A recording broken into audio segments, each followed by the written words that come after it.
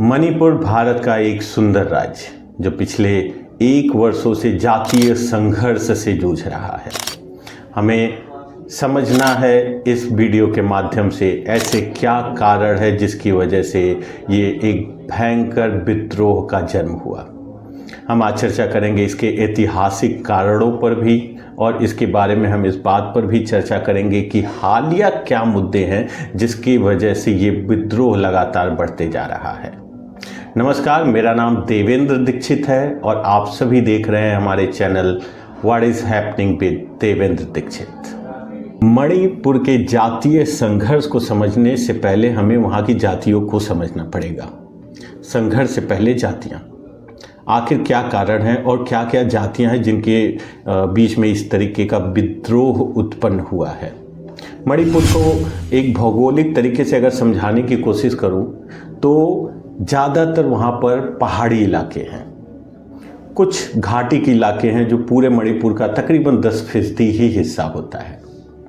मूलतः वहाँ पे 3 जातियाँ हैं, 3 समुदाय हैं जो रहते हैं, मैतेई, कुकी और नागा।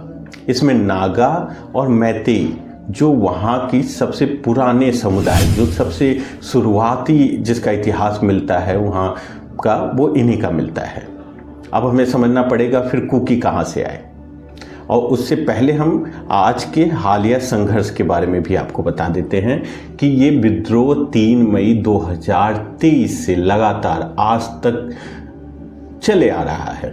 हमने हालिया न्यूज़ देखे होंगे, उसमें हमने देखा होगा किस तरीके से निर्मम हत्याएं हो रही हैं उन दोनों समुदायों के बीच में, रेप हो रहे हैं, बलात्कार हो रहे हैं और इससे भी ज़्यादा घिनौने तरीके से इस हिंसा को बढ़ावा मिल रहा है और दोनों ही समुदाय इसमें पिसे जा रहे हैं। इसको समझने के लिए हमें जाना होगा भारत के आज़ादी के वर्षों में।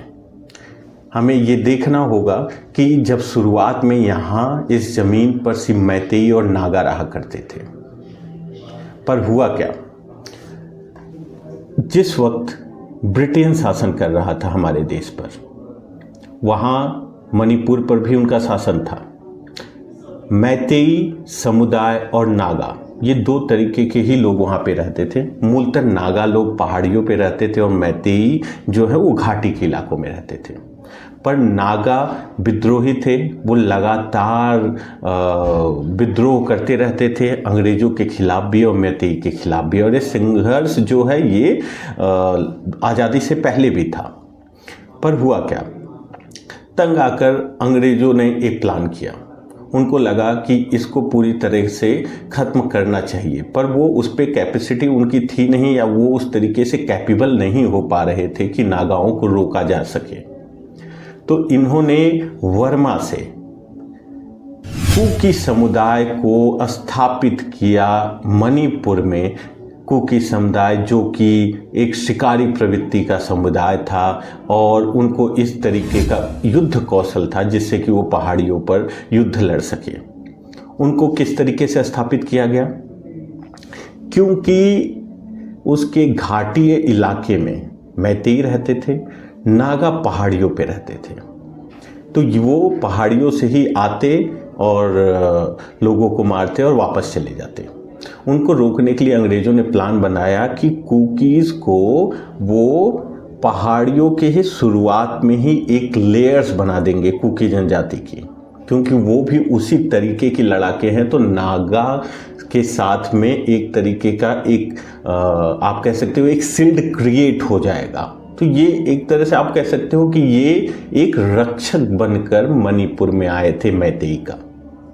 अब हमें समझना पड़ेगा, एक रक्षक जो वहाँ पे रहा और मैतेई के खिलाफ नागाओं से, जो मैतेई के खिलाफ नागा लड़ते थे उनसे वो युद्ध करता रहा और मैतेई को उनसे संरक्षण दिलाता रहा। आगे चलकर वो खुद कैसे मैतेई का जानी दुश्मन बन गया, कैसे ये सारे के सारी जातियाँ एक दूसरे के खिलाफ हो गई और लगातार एक दूसरे के खिलाफ विद्रोह करने लगे।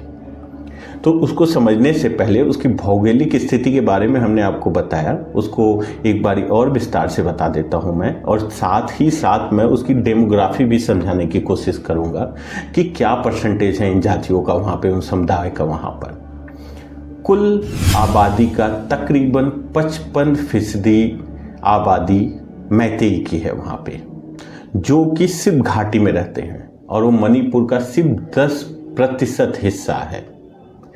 कुकी और नागा जो पहाड़ियों पे रहते हैं वो मणिपुर का टोटल 90% हिस्सा है। तो आप कह सकते हैं कि बहुत बड़ी आबादी है मैतेई की, जो सिर्फ 10% ही हिस्से में रहती है और बाकी 90% में बाकी जातियाँ रहती हैं, बाकी समुदाय रहते हैं। और मैं अगर इसको ब्रेक डाउन करूं इस पूरी की पूरी जनसंख्या का, तो नागा की आबादी पूरे मणिपुर में तकरीबन 15% है और 25% के आसपास कुकी है वहाँ पे। तो इन दोनों ही अगर समुदाय को मिला लिया जाए तो इनकी टोटल आबादी बनती है 40% और 55% जो है वो मैतेई की है। अब यहाँ पे समझना होगा कि फिर इसमें संघर्ष कहाँ से आया। संघर्ष दरअसल इसी में छुपा हुआ है। कुकी और नागा को वहाँ पे SC ST का दर्जा है, उससे उनको उनकी जमीनों का, उनकी पहचान का संरक्षण मिलता है। जैसे मैं एक एग्जाम्पल के थ्रू आपको बता दूं, मैतेई कभी भी पहाड़ी इलाकों में सेटल नहीं हो सकता, वहाँ पे ज़मीनें नहीं खरीद सकता, वो पूरी तरह से संरक्षित है नागा और कुकी जनजाति के लिए। पर अगर कुकी और नागा चाहें तो जो 10% हिस्सा बचता है, जहाँ पे उस राज्य की तकरीबन 55% आबादी रहती है, वो चाहें तो उस घाटी इलाके में ज़मीनें खरीद सकते हैं। इससे क्या हुआ, इससे एक विद्रोह का जन्म हुआ। विद्रोह ये हुआ, मैतेई को लगने लगा कि हमारे पास ज़मीनें कम हैं जहाँ पे हम रहते हैं। दूसरा ये है कि उन ज़मीनों पे भी अगर कुकी और नागा आके बसने लग जाएंगे तो वो हमारे लिए और भी ज़्यादा टफ सिचुएशन हो जाएगी। पर क्योंकि राजनीतिक रूप से मैतेई बहुत मजबूत है वहाँ पे, उसके कुछ कारण हैं। क्योंकि जो वहाँ पे परसिमन हैं और जो सीटें हैं, तकरीबन 60 सीटें, तकरीबन नहीं 60 सीटें हैं मणिपुर में, उस 60 सीटों में 40 सीटें ऐसी हैं जहाँ पे मैतेई बहुल हैं। घाटी इलाकों में ही 40 सीटें हैं, पहाड़ी इलाकों में सिर्फ 20 सीटें हैं जिसमें नागा और कुकी हैं।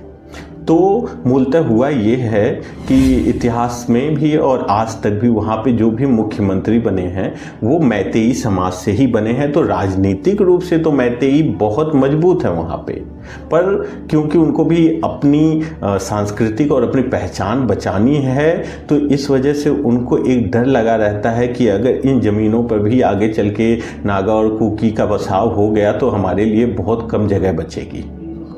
दूसरी तरफ नागा और कुकी को लगता है क्योंकि ये राजनीतिक रूप से बहुत सबल हैं और सारी की सारी शक्तियाँ इनके पास ही संरक्षित हैं, तो हो सकता है ये आगे चल के हमारे पहाड़ी इलाकों में बसावट कर लेंगे तो हमारी जातीय पहचान, हमारी सामुदायिक पहचान पर बहुत बड़ा क्वेश्चन मार्क हो सकता है, या फिर हमें उस तरीके की प्रेजेंस नहीं मिल पाएगी। अब इस कॉन्फ्लिक्ट में हुआ क्या, मैतेई ने अपने लिए एक रिजर्वेशन की मांग करी।